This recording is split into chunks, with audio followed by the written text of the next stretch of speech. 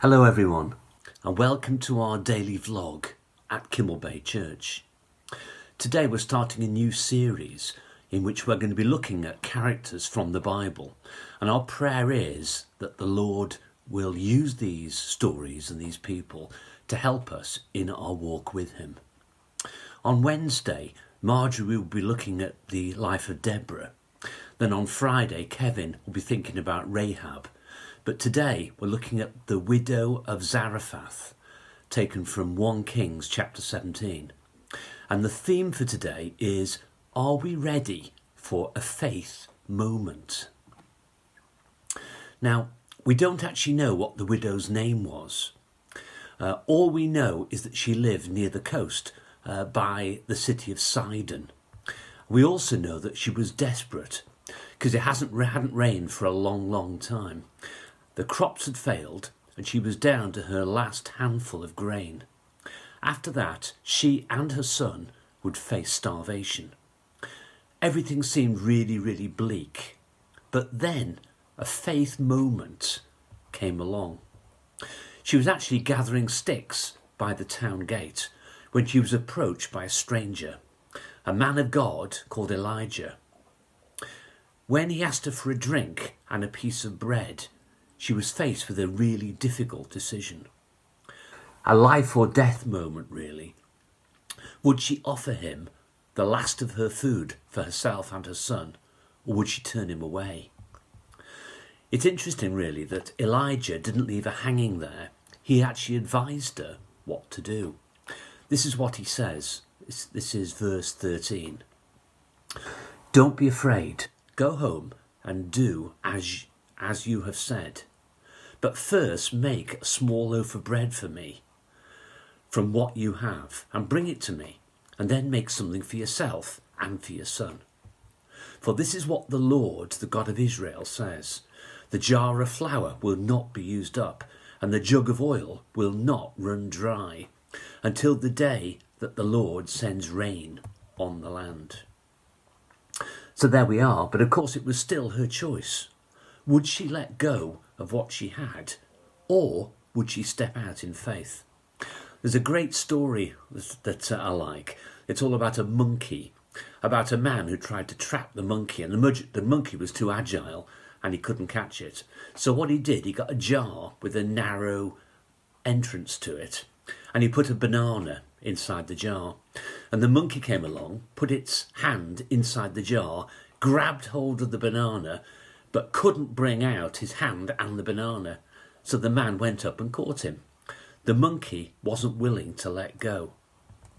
And I suppose it's a bit like that with us, isn't it? That when things are going well, those faith moments come along, we tend to say, oh, we're all right, we don't need God. Maybe this is exactly what Jesus meant in Mark chapter 10, verse 25, when he said, it's easier for a camel to pass through the eye of a needle than for a rich man to enter the kingdom of God. So what did the woman actually do? Did she hang on to what she had, or did she let go? Well, verse 15 of 1 Kings 17 says, she went away and did exactly as Elijah had told her. So there was food every day for Elijah and for the woman and for her son. For the jar of flour was not used up, and the jug of oil did not run dry, in keeping with the word of the Lord spoken by Elijah. So in her faith moment, she made the right decision. And a miracle happened. The jug and the jar never became empty. I suppose there's a good parallel here of Jesus when he took 5 loaves and 2 small fish and fed 5,000 people. But as for the widow, her challenges didn't end with the food. Because we read in verse 17 that sometime later her son became ill, and he grew worse and worse, and finally he stopped breathing. So the woman said to Elijah, what do you have against me, man of God? Did you come and remind me of my sin and kill my son? So I suppose she began to feel a bit let down and became angry with Elijah. And how often do we feel a bit angry with God when things don't actually turn out in the way we want them to? Yet the widow still had faith. We read in verse 19, "Give me your son," Elijah replied. And he took him from his arms, carried him into the upper room where he was staying, and laid him on the bed. Then he cried out to the Lord, and he stretched himself out on the boy 3 times, and cried out to the Lord, "Lord my God, let this boy's life return to him."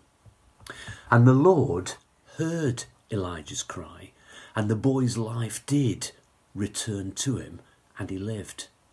And Elijah picked up the child, carried him downstairs from the room, and gave him back to his mother, and said, "Look, your son is alive."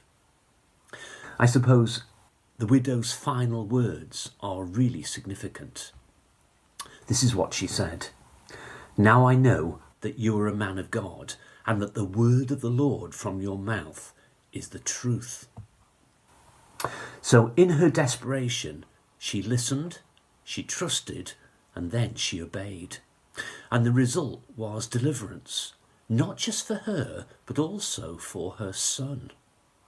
And I suppose when the faith moments come along to us, it won't just affect us, it will affect others too. Our families, our friends, our work colleagues, everyone we meet. And then through us, opportunities may well arise for them to have their faith moments too. So there we are, the widow of Zarephath, who when faced with her faith moment made the right decision, and she decided to trust in God. So thanks for listening everyone, and have a great day. Bye for now.